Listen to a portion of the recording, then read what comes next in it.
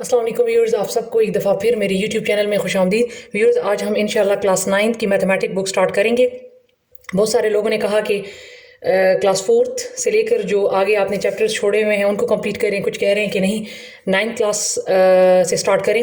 तो मैं ऐसा काम करूँगी कि एक दिन मैं 9th चैप्टर करूँगी और एक दिन मैं 4th क्लास के जो चैप्टर मैंने छोड़े हुए हैं मैं उनको करवाऊँगी, ताकि बेसिक भी कवर होता रहे और हायर लेवल की मैथ भी कवर होती रहे। तो चलते हैं अपने टॉपिक की तरफ। मेरे पास है मैट्रिसेस। सबसे पहले मैं बताऊंगी कि मैट्रिसेस हमारे पास होता क्या है। हमारे पास मैं एग्जांपल से आपको समझा देती हूँ। ये मेरे पास स्क्वायर ब्रैकेट है, इसमें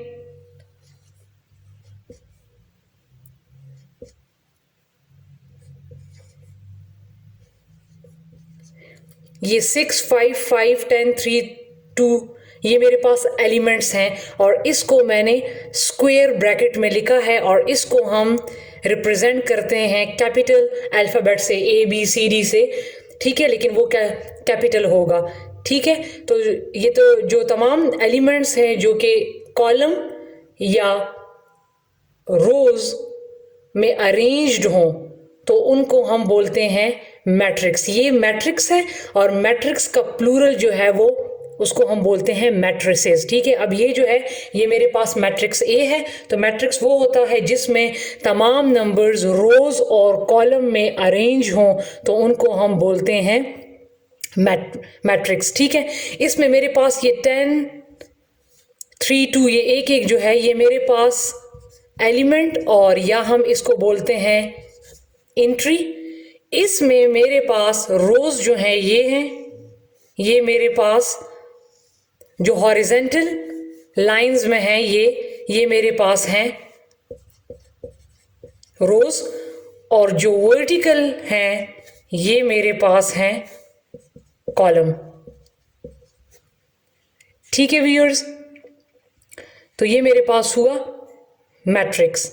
इसमें एक और चीज मेरे पास है ऑर्डर ऑफ मैट्रिक्स। के ऑर्डर ऑफ मैट्रिक्स किसे कहते हैं? ऑर्डर या डायमेंशन, ठीक है, दोनों एक ही हैं। डायमेंशन ऑफ मैट्रिक्स क्या होता है? तो ऑर्डर या डायमेंशन ऑफ मैट्रिक्स हमारे पास ये होता है कि मैट्रिक्स में कितने रोज हैं, कितने कॉलम हैं। हम ऑर्डर या डायमेंशन ऑफ मैट्रिक्स को रिप्रेजेंट करते हैं m बाय n। इसको m मल्टीप्लाई बाय n नहीं पढ़ना बल्कि m बाय n पढ़ना है, या इसको इस तरह भी लिख सकते हैं m बाय n, जिसमें m हमारे पास हम रोज को m से रिप्रेजेंट करते हैं और n को, कॉलम को n से रिप्रेजेंट करते हैं, ठीक है व्यूअर्स। तो ये मेरे पास ऑर्डर या डायमेंशन ऑफ मैट्रिक्स है जिसको हम m बाय n से रिप्रेजेंट करते हैं। m हमारे पास रोज होते हैं और n हमारे पास कॉलम होते हैं। अब अगर आप से कोई कहे कि आप इस मैट्रिक्स के जो है ऑर्डर मालूम करें या डायमेंशन मालूम करें कि ऑर्डर ऑफ मैट्रिक्स ए आपके पास क्या है, ये ए है, ये मैट्रिक्स ए है और इसका ऑर्डर क्या है, तो आप ने इस तरह लिखना है कि order of matrix A equal to, यहां पर जगह नहीं है मैं यहां पर लिखती हूं, ठीक है। हमारे पास चूंकि ऑर्डर ऑफ मैट्रिक्स को हम रिप्रेजेंट m बाय n से करते हैं तो मेरे पास यहां पर देखें तो रोज कितने हैं 1, 2 एंड 3। तो मैं n की जगह पे 3 लिख लूंगी बाय, और कॉलम कितने हैं 2। तो इसका ऑर्डर ऑफ मैट्रिक्स ए का ऑर्डर क्या हो गया 3/2, ठीक है व्यूअर्स। अब इसके बाद अगर इसको स्क्वायर ब्रैकेट में लिखना है, मेरे पास अगर 1, 4, 3, 6 ये हैं, जिसमें अभी अगर आप देखें इसको, चलो मैं बी का नाम दे देती हूँ। बी मैट्रिक्स है जिसमें मेरे पास ये देख लें 2 रो हैं और ये 2 कॉलम हैं। तो अगर कहा जाए कि B order of matrix B क्या है, तो ऑर्डर ऑफ मैट्रिक्स बी, तो ये मेरे पास क्या हो जाएगा, रोज कितने हैं 2 मल्टीप्लाई कॉलम भी कितने हैं 2। जब भी हमारे पास रोज और कॉलम सेम आएंगे तो उसको हम बोलेंगे स्क्वायर मैट्रिक्स। ठीक है व्यूअर्स, अगर 3x3 आया 2x2 आया तो जिसमें रोज और कॉलम सेम हो तो उसको हम बोलेंगे स्क्वायर मैट्रिक्स। और अगर रोज या कॉलम, जिस तरह अभी थोड़ी देर पहले मैंने ये एक और लिखा था 6 5 5 10 3 2, इसमें आप देख सकते हैं रोज कितने हैं 1 2 3, 3 मेरे पास रोज हैं और कॉलम कितने हैं 1 और 2, और 2 मेरे पास कॉलम है, तो लिहाजा ये मेरे पास होगा रेक्टेंगुलर मैट्रिक्स। ठीक है, 2x3 या 3x2, तो ये मेरे पास होगा रेक्टेंगुलर मैट्रिक्स, और जिसमें रोज और कॉलम सेम होंगे तो वो मेरे पास होगा स्क्वायर मैट्रिक्स। अब चलते हैं अपने क्वेश्चन की तरफ। ठीक है व्यूअर्स, मुझे उम्मीद है कि मैट्रिक्स की समझ आपको आ गई होगी। ये एक्सरसाइज 1.1 इंतहाई इजी है। यहां पर आप देख लें एक्सरसाइज 1.1 में मेरे पास क्वेश्चन नंबर 1 है, which of the following are square and which are rectangular matrices. इसमें कौन से स्क्वायर और कौन से रेक्टेंगुलर मैट्रिसेस हैं, तो आप देख लें, ऑर्डर ऑफ मैट्रिक्स मालूम कर लें। ठीक है, कि इनके रोज और कॉलम कितने बनते हैं तो उसके बाद आपको आसानी से पता लग जाएगा। देखें, ए में आप देखें 2 रो हैं और 2 कॉलम हैं, तो लिहाजा ये मेरे पास स्क्वायर मैट्रिक्स है। बी में आप देखें तो रो 2 हैं लेकिन कॉलम कितने हैं 3, तो ये आपके पास रेक्टेंगुलर मैट्रिक्स है। इसमें भी देख लें, रो जो हैं वो 3 हैं, 1 2 3, और कॉलम भी 3 है, 1 2 और 3, तो ये भी आपके पास स्क्वायर मैट्रिक्स है। फिर ये 4th वन है b = -5। ठीक है, ये मैट्रिक्स दिया हुआ है तो ये 1/1 है, ये भी हमारे पास स्क्वायर मैट्रिक्स होता है। इसको देख लें -3 और 4, इसको देख लें, इसमें एक रो है और 2 कॉलम है, 2/1, तो ये कौन सा है, ये रेक्टेंगुलर मैट्रिक्स है।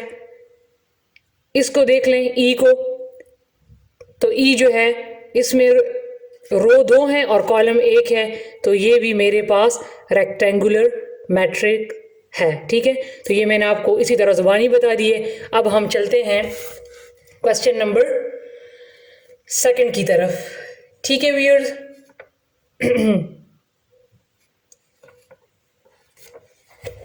मेरे पास क्वेश्चन नंबर 2 है, list the order of the following matrices. इसमें तो नाम बताने थे, इसमें आपने ऑर्डर बताना है, कितने रोज हैं कितने कॉलम हैं। तो मैं फर्स्ट वन लिख के दे देती हूँ, इसमें ऑर्डर बताना है, ऑर्डर या डायमेंशन ऑफ मैट्रिक्स बताना है। तो मेरे पास ए है 1 2 -1 और 3 4 2, इसका ऑर्डर बताना है।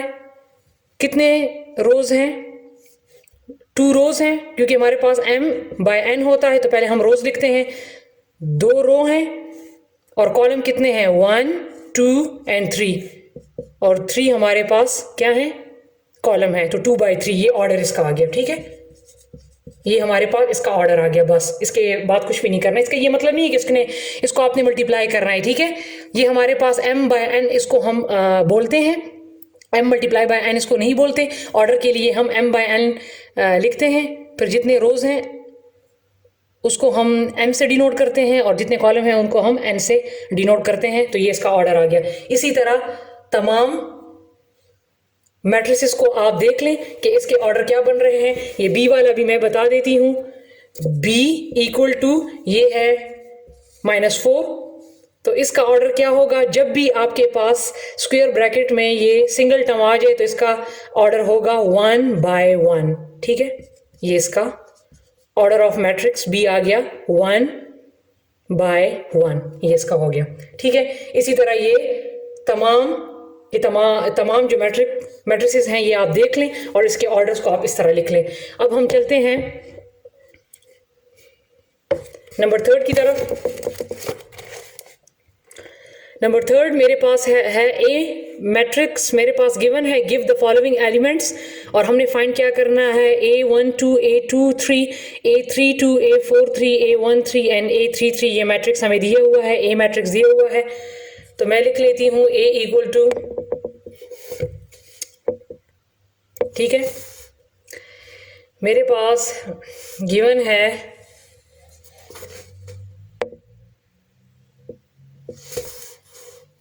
थोड़ा सा इसको बड़ा कर लूं,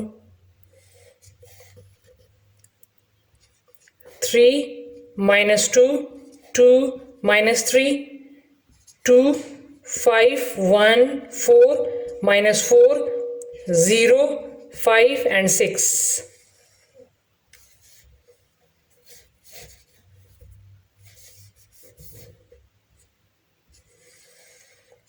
ये मेरे पास मैट्रिक्स है। हमने क्या करना है, हमने एलिमेंट मालूम करना है A1 2। इसमें ये जो 1 जो है ये मेरे पास रो है और 2 जो है ये मेरे पास कॉलम है। मीन अगर आप इसको इस तरह कर लें MN, तो ये मैंने एलिमेंट को किस में देखना है, फर्स्ट रो में, क्योंकि 1 है, और कॉलम कौन सा है, सेकंड। फर्स्ट रो और सेकंड कॉलम में मैंने एलिमेंट देखना है कि मेरे पास एलिमेंट कौन सा आता है।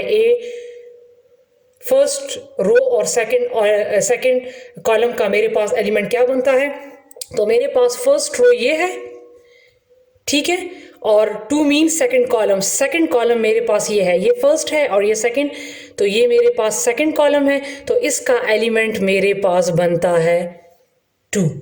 ठीक है, क्योंकि अगर मैं फर्स्ट रो में ये एलिमेंट लूंगी तो ये मेरे पास थर्ड कॉलम बनेगा, और अगर मैं फर्स्ट रो का फर्स्ट एलिमेंट लूंगी तो ये मेरे पास फर्स्ट कॉलम में बनेगा। तो लिहाजा मैंने फर्स्ट रो में और सेकंड कॉलम में देखना है, तो ये एलिमेंट मेरे पास बन रहा है 2, तो A1 2 मेरे पास आ गया 2। ठीक है व्यूअर्स, मैं एक और क्वेश्चन भी करवा दूंगी तो फिर आपको ज़रा ज़्यादा समझ आ जाएगी। ठीक है, इसको मैं दोबारा लिख लेती हूँ, 3 - 2 2 - 3 2 5 1 4 -4 0 5 6। ठीक है, दूसरा इसमें मालूम करना है A2 3, तो 2 मेरे पास ये इसी तरह भी मैंने बताया था M और N। 2 मेरे पास रो है और 3 मेरे पास कॉलम है, तो अब मैंने एलिमेंट किस में देखना है, सेकंड रो में देखना है, सेकंड रो और थर्ड कॉलम में। तो ये सेकंड रो है मेरे पास और ये मेरे पास थर्ड कॉलम है, तो मेरे पास इसका एलिमेंट क्या बन रहा है, 0। क्योंकि रो को तो मैंने सेकंड लेना है, तो सेकंड रो को मैंने ले लिया, लेकिन और कॉलम मैंने कौन सा लेना है, थर्ड। अगर मैं इसको लूंगी तो ये फिर मेरे पास रो फर्स्ट बनेगा, अगर इसको लूंगी तो रो मेरे पास थर्ड बनेगा। ठीक है, अगर इसको एलिमेंट को लूंगी तो फिर मेरे पास कॉलम सेकंड बनेगा। तो उन्होंने कहा है कि सेकंड रो लेना है और थर्ड कॉलम लेना है। आप इसको थोड़ा सा मैंने इसका एक थोड़ा सा ट्रिक बता दूं अगर आपकी आसानी के लिए, कि सेकंड रो आप ले लें और सेकंड रो का जो थर्ड एलिमेंट है वो आप ले लें, तो ये आपके पास क्या आ रहा है, 0। ठीक है, इसमें एक और भी बता देती हूँ, मेरे पास है A32। आपने इसमें रो कौन सा लेना है, थर्ड। ये मेरे पास थर्ड रो है, फर्स्ट सेकंड थर्ड रो है, और कॉलम कौन सा है, सेकंड मेरे पास ये कॉलम है, तो इसका एलिमेंट मेरे पास क्या बनेगा, 1। सिंपली आप इस तरह कर लें, रो क्या है,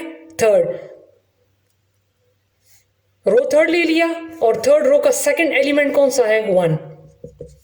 इसको इस तरीके से भी आप कर सकते हैं। ठीक है व्यूअर्स, तो आप कर लें, थोड़ा सा मुश्किल आपको लगेगा लेकिन प्रैक्टिस करें तो आपको फिर इजीली समझ आ जाएगा। औरों को भी इसी तरह करें। अगर फिर भी कोई मसला हो तो कमेंट में आप अपना मैसेज छोड़ दें, मैं फिर आपको उसका रिप्लाई दे दूंगी। अगर किसी को समझ नहीं आया तो फिर मैं दोबारा करवा दूंगी। ठीक है व्यूअर्स।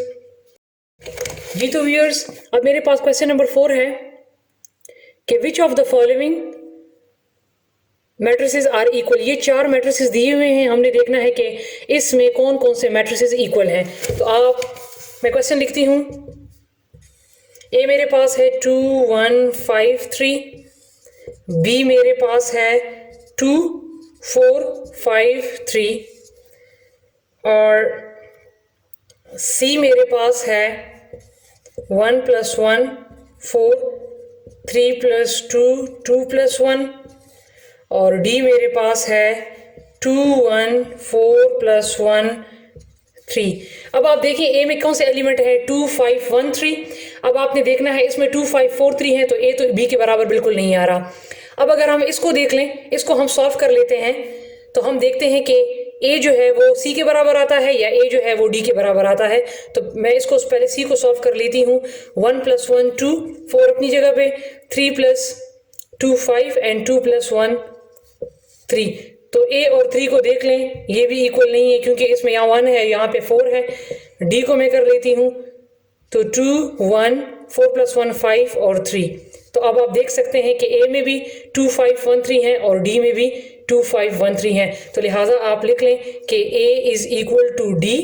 और बी में देख लें, 2 है 5 है 4 है 3 है और सी में भी मेरे पास क्या आ गए हैं 2 5 4 3। तो लिहाजा बी इज इक्वल टू सी। तो ये आपके पास मैट्रिसेस इक्वल आ गए हैं। ठीक है व्यूअर्स, अब हम चलते हैं अपने नेक्स्ट क्वेश्चन की तरफ। मेरे पास नेक्स्ट क्वेश्चन है question number 6, sorry question number 5। Question number 5, A ये है मैट्रिक्स, बी ये है, for what values of u v and डब्ल्यू are A and B equal. हमने इसमें यू वी और डब्ल्यू की वैल्यूज को बताना है कि ए और बी में जो हैं इनकी कौन सी वैल्यूज जो हैं इसके इक्वल आती हैं। तो जब मैं ये क्वेश्चन करूँगी तो आपको समझ आ जाएगी। ए मेरे पास है 2 - 3 u 0 और बी मेरे पास है v - 3 5 w। इसमें मैंने ये जो u v w दिया हुआ है, इसकी वैल्यूज़ को मैंने बताना है कि ये जो हैं ए और बी में किसके इक्वल आ रहे हैं। ठीक है, तो आपने क्या करना है, मेरे पास यहाँ पर u है, इस मैट्रिक्स में u है, तो यहाँ पर जो एलिमेंट है वो ही यहाँ पर इसको आपने इसी को लेना है। u जो है वो यहाँ पर 5 के बराबर आ रहा है क्योंकि थर्ड एलिमेंट इसका u है और b का थर्ड एलिमेंट 5 है। तो लिहाजा u जो है वो मेरे पास बराबर है 5 की। उन्होंने कह दिया ना कि u v and w are a and b equal. देखें कि a और b में ये किसके इक्वल आ रहे हैं। फिर ये v है, मैंने v को फाइंड करना है। v यहाँ पर फर्स्ट एलिमेंट है, तो इसमें देख लें कि v का यहाँ पर फर्स्ट एलिमेंट कौन सा है 2, तो v मेरे पास आ रहा है 2 के बराबर। इसी तरह यहाँ पर 1 2 3 4, यहाँ पर फोर्थ एलिमेंट b का क्या है w और यहाँ पर फोर्थ एलिमेंट क्या है 0। तो लिहाजा w मेरे पास बराबर आ गया 0 के। बस इसका यही बताना था। ठीक है, जो दिया हुआ है u v w दिया हुआ है, इसका आप a और b में देखें कि कौन सा एलिमेंट किस जगह पर है। v फर्स्ट है तो इसका फर्स्ट एलिमेंट ये बन रहा है, u थर्ड है तो इसका थर्ड एलिमेंट ये बन रहा है, w फोर्थ है तो इसका फोर्थ एलिमेंट ये बन रहा है। तो इसका आंसर यही आएगा। अब मैं चलती हूँ क्वेश्चन नंबर 6 की तरफ।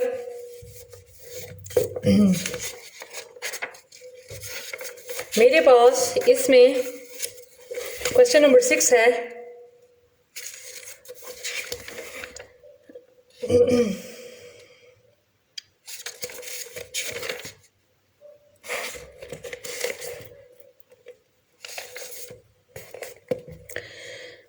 इफ ये मैट्रिक्स दिया हुआ है equal to this matrix, if अगर ये मैट्रिक्स इसके बराबर है, find the values of a b c x y z. तो इनकी वैल्यूज फाइंड करें। ठीक है, इन्होंने ये कह दिया कि ये अगर इसके इक्वल है तो इसकी वैल्यू फाइंड करें। तो मैं मैट्रिक्स लिख लेती हूँ। मेरे पास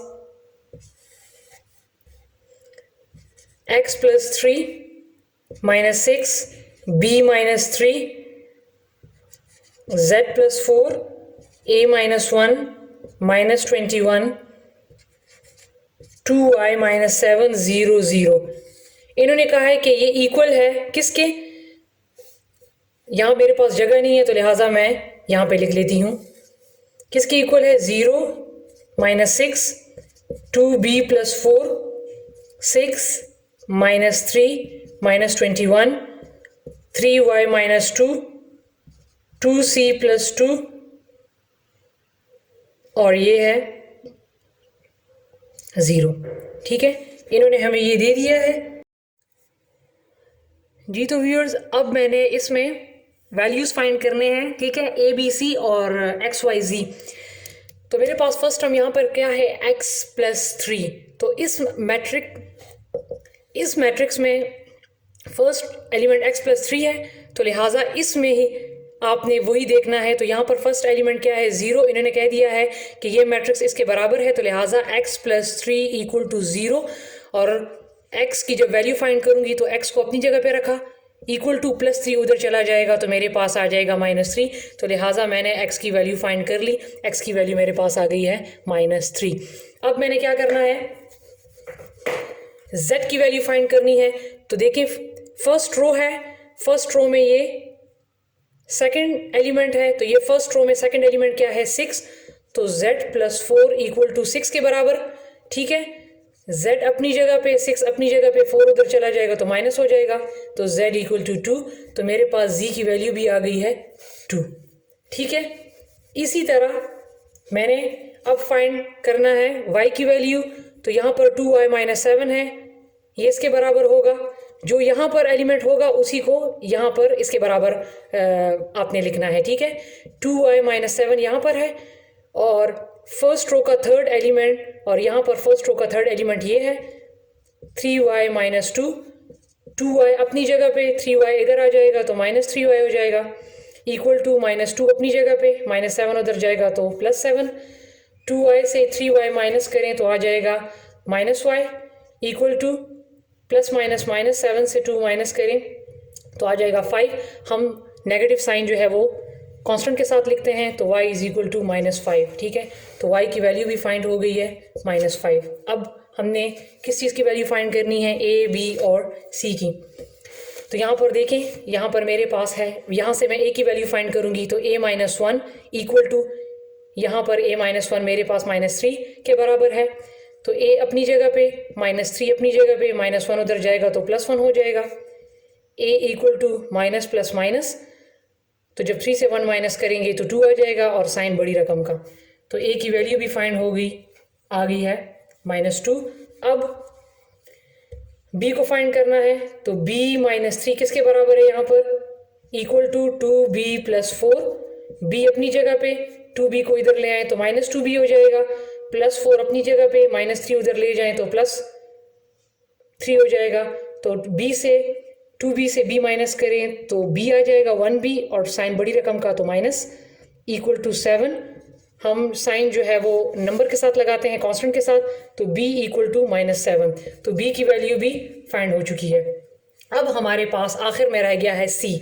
तो आप देख लें कि मेरे पास c जो है इसमें नहीं है, फर्स्ट मैट्रिक्स में मेरे पास c नहीं है, c मेरे पास यहाँ है 2c प्लस 2। तो ये किसके बराबर है, यहाँ पर, क्योंकि यहाँ पर अब 2c प्लस 2 जो है वो टर्म यहाँ पर मौजूद है, तो लिहाजा इसका टर्म मैंने यहाँ पर देखना है। तो ये इज इक्वल टू 0। तो 2c इक्वल टू 2 जब उधर चला जाएगा तो माइनस 2 हो जाएगा।